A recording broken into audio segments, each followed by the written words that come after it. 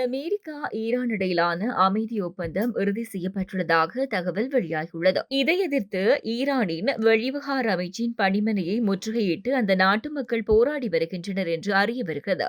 கடந்த பிப்ரவரி மாத இறுதியில் ஈரான் மீது அமெரிக்கா இஸ்ரேல் இணைந்து கூட்டு தாக்குதல் நடத்தின.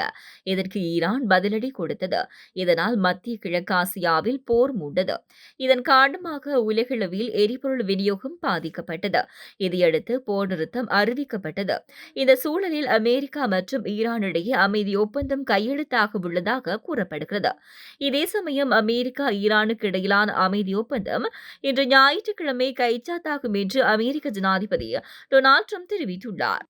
அத்துடன் ஒப்பந்தத்தை தொடர்ந்து ஹார்மோஸ் நீரிணை உடனடியாக போக்குவரத்துக்காக திறக்கப்படும் என்றும் இரு நாடுகளுக்கும் இடையிலான உறவில் இது ஒரு புதிய திருப்பத்தை ஏற்படுத்தும் எனவும் கூறியிருந்தார். இதை அமெரிக்கா மற்றும் ஈரான் இடையே மத்தியஸ்தம் மேற்கொண்டு வரும் பாகிஸ்தானும் உறுதி செய்துள்ளது. அமைதி ஒப்பந்தம் மேற்கொள்வதற்கான சாத்தியம் இருப்பதாக ஈரான் கூறியுள்ளது. இருப்பினும் அது எப்போது என ஈரான் தெரிவிக்கவில்லை. இந்த நிலையிலேயே அமைதி ஒப்பந்தத்துக்கு எதிராக ஈரானின் வடகிழக்கு நகரான மசாத் நகரில் அமைந்துள்ள வெளிவிவகார அமைச்சின் பணிமனையை முற்றுகையிட்டு மக்கள் போராட்டத்தில் ஈடுபட்டனர். கையில் கருப்பு சிவப்பு கொடியுடன் போராட்டக்காரர்கள் இதில் பங்கேற்றனர். இதில் பெண்களும் பங்கேற்றனர்.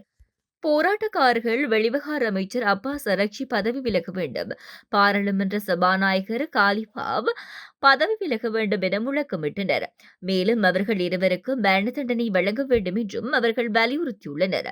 அமெரிக்காவுடனான அமைதி ஒப்பந்த உடன்படிக்கையில் ஈரான் சில சமரசங்கள் மேற்கொண்டுள்ளன என்று போராட்டக்காரர்கள் கருத்து தெரிவித்துள்ளனர். இதில் வெளிப்படைத்தன்மை வேண்டும் எனவும் அவர்கள் கூறினர்.